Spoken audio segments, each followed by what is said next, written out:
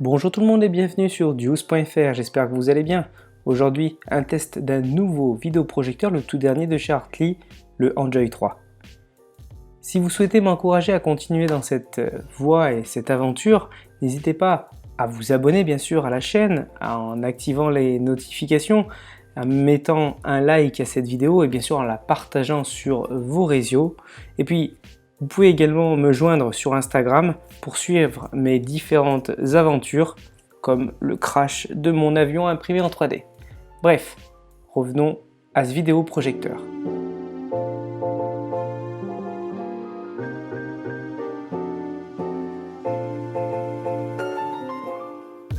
Un rapide tour de ce qu'on peut trouver dans la boîte, donc bien sûr le cache pour protéger la lentille, une télécommande simple, efficace, attention les piles ne sont pas fournies, également une prise qui va permettre de connecter tout ce qui est en RCA, donc les anciennes consoles, les anciens lecteurs DVD, etc. Une prise d'alimentation aux normes européennes, classiques, et bien sûr un câble HDMI, ce qui va nous permettre d'utiliser tout de suite ce vidéoprojecteur. Et sans oublier la notice en français s'il vous plaît. Passons au vidéoprojecteur qui est Full HD, je répète 1080p natif. Il est très compact, regardez par rapport à ma main. Il est super compact, je trouve plutôt design, discret. Donc ça c'est plutôt cool. Sur le côté on peut retrouver la molette pour le focus, voilà. Plutôt classique. À l'arrière, des ports USB qui vont permettre de brancher un disque dur ou un Chromecast ou d'alimenter une Chromecast. Par contre, attention, il n'y a qu'un seul port HDMI, donc on ne pourra pas brancher une console et en même temps une box TV. Sur le côté, on retrouve le ventilateur. On reviendra sur ce point par la suite. Sur le dessus, quelques boutons qui nous permettent de naviguer dans le menu qui est très simple.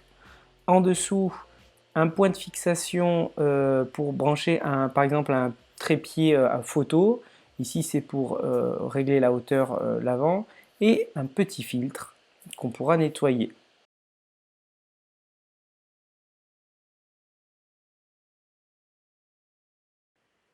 Comme d'habitude pour mes tests, je vais utiliser mon écran de projection motorisé qui fonctionne sur batterie. Je l'ai d'ailleurs testé sur ma chaîne si cela vous intéresse. Le vidéoprojecteur va être placé à 2,80 m de l'écran et l'image qui est projetée fait environ un peu moins de 2 mètres de large, ce qui est quand même plutôt sympa pour regarder des films ou même des matchs de foot.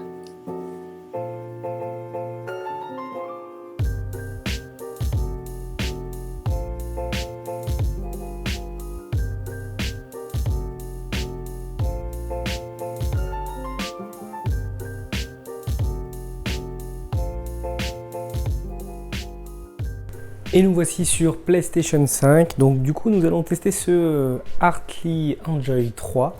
Donc on voit tout de suite que c'est du Full HD, c'est-à-dire 1080p natif. Attention, bien faire attention, parce que dans les descriptions Amazon souvent c'est assez trompeur.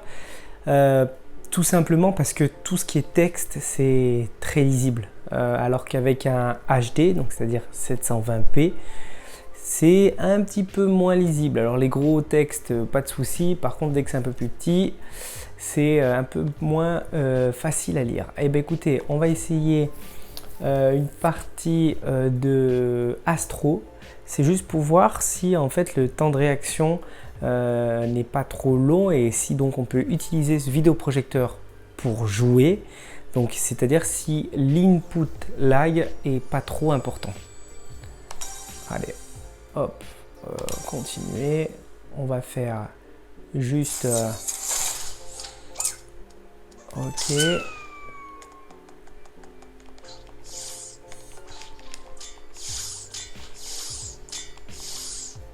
Écoutez, le temps de réponse m'a l'air pas trop mal. Suffisant pour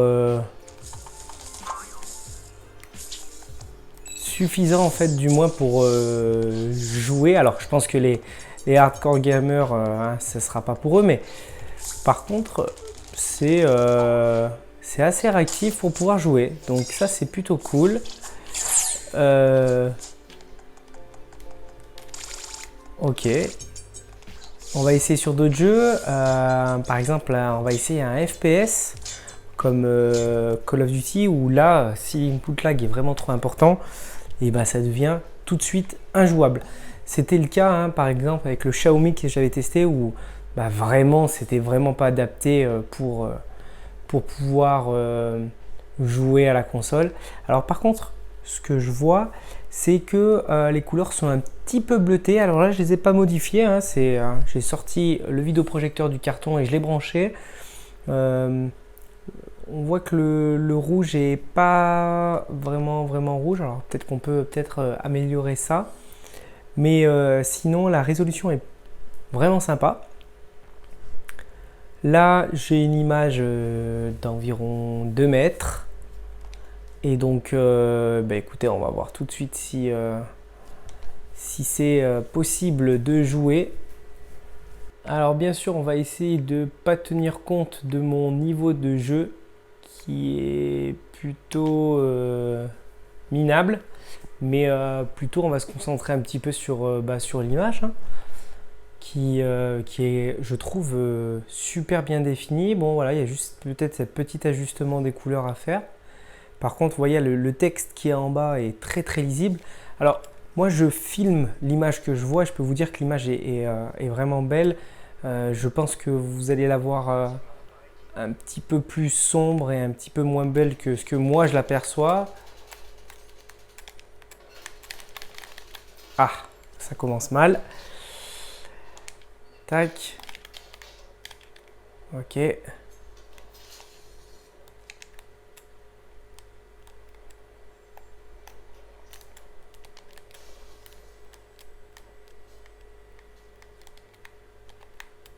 Écoutez,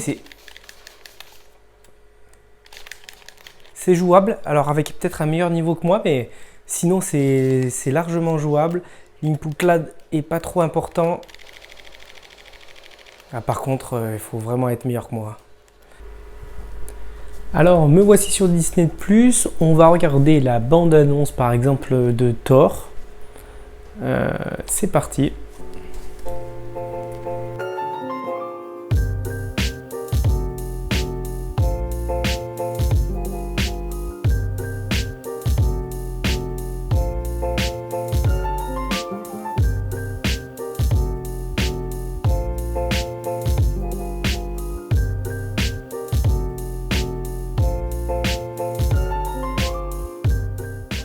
Alors ce que je peux dire, c'est que le son est largement audible. Ça chauffe, hein, ça souffle de l'air chaud, ça c'est sûr. Mais par contre, écoutez, je trouve que la ventilation est vraiment assez neutre. Donc ça c'est plutôt vraiment agréable. La qualité d'image est bonne, les couleurs peut-être un petit peu un super début. Pour tous ceux qui veulent commencer la vidéoprojection, je trouve que c'est vraiment un bon début. Il est ultra compact, silencieux, ça c'est super important parce qu'il y en a, ils font un bruit de fou. On va se faire une autre bande-annonce complètement dans un autre style, un style bien plus coloré pour voir ce que ça peut donner. Alors la qualité au tout début, hein, le temps qu'elle se charge est pas super et après au bout de quelques secondes, elle devient nickel. Ça c'est Disney+.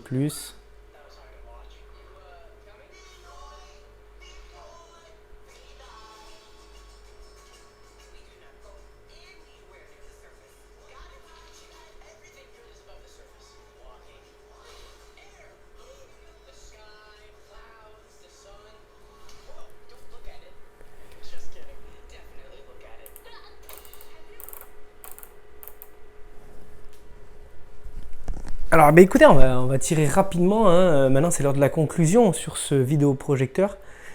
Pour moi c'est vraiment un super produit, il est compact, la ventilation est silencieuse, la résolution d'image est bonne, elle est vraiment bonne. Les couleurs un peu bleutées, mais je pense qu'on peut peut-être ajuster un petit peu ça. L'input lag est contenu, donc ça veut dire qu'on peut jouer à la console avec sans aucun problème. Là, au niveau de la puissance de luminosité, je trouve que c'est pas mal du tout. Alors bien sûr, il faudra être dans la pénombre ou dans le noir parce que sinon ça ne sera pas assez lumineux, hein. Si vous êtes en plein jour, en pleine journée, vous allez voir, vous n'allez plus rien voir. Mais ça c'est bon comme la plupart des vidéoprojecteurs, j'ai envie de dire, à part des vidéoprojecteurs beaucoup plus haut de gamme. Ce que j'apprécie effectivement, c'est son format très compact. Ce que j'aime moins, écoutez, c'est ces couleurs un petit peu bleutées et aussi le fait qu'il n'y ait qu'un seul port HDMI. Donc par exemple, si vous branchez une box et une console, vous allez être obligé de débrancher, rebrancher à chaque fois, vu qu'il n'y a qu'une seule entrée HDMI. Mais bon, c'est quand même un problème, on va dire, assez limité. Pour un produit comme ça, je pense que Hartley a quand même pas mal réussi avec ce mini format et puis ils ont réussi à gommer un peu les défauts qu'ils avaient sur leur ancien vidéoprojecteur, c'est-à-dire vraiment le bruit du ventilo qui était monstre. Alors que là, c'est vraiment un plaisir, quoi. Donc j'espère que cette vidéo vous a plu. N'hésitez pas à vous abonner, à poser toutes les questions que vous voulez en commentaire. J'essaye d'y répondre toujours. Et puis je vous dis à bientôt pour un nouveau test sur Deuce.fr.